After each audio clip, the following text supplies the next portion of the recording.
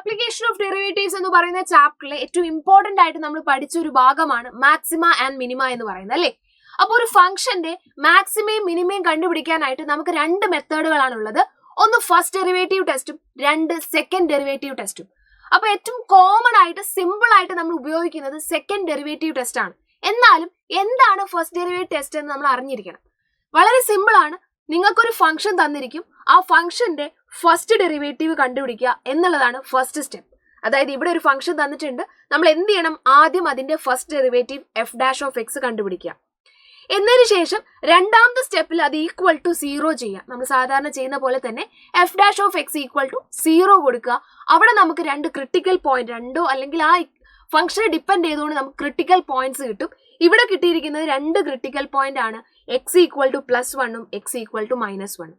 F dash of x ആണ് equal to 0 കൊടുക്കുക. അവിടെ നിങ്ങൾക്ക് ക്രിട്ടിക്കൽ പോയിന്റ് ആ 0 കൊടുക്കുമ്പോഴുള്ള എക്സിന്റെ വാല്യൂസ് കിട്ടും. ഇനിയാണ് ഇതിൽ ഏറ്റവും ഇമ്പോർട്ടന്റ് ആയിട്ടുള്ള സ്റ്റെപ്പ് എന്ന് പറയുന്നത്.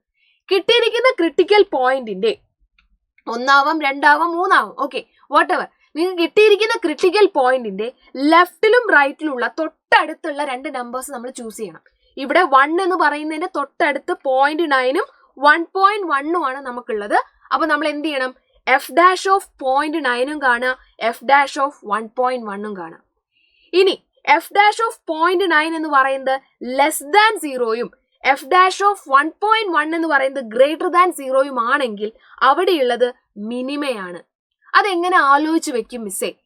അതായത് ഈ ലെഫ്റ്റ് സൈഡുള്ള ആള് മിനിമം ആണെങ്കിൽ ലെഫ്റ്റ് സൈഡുള്ള ആള് മിനിമോ, അതായത് ലെസ് ദാൻ 0യും റൈറ്റ് സൈഡുള്ള ആള് ഗ്രേറ്റർ ദാൻ 0യും ആണെങ്കിൽ അവിടെയുള്ളത് മിനിമയാണ്.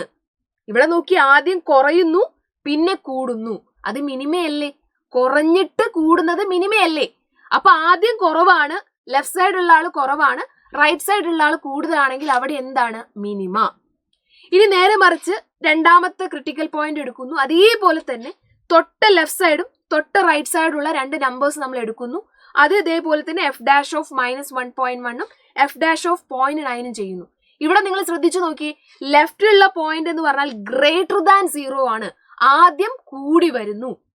പിന്നെയോ റൈറ്റിലുള്ള പോയിന്റ് എന്ന് പറയുമ്പോൾ കുറയുന്നു. അവിടെ എന്താ സംഭവിക്കുന്നത്, മാക്സിമയാണ് സംഭവിക്കുന്നത്.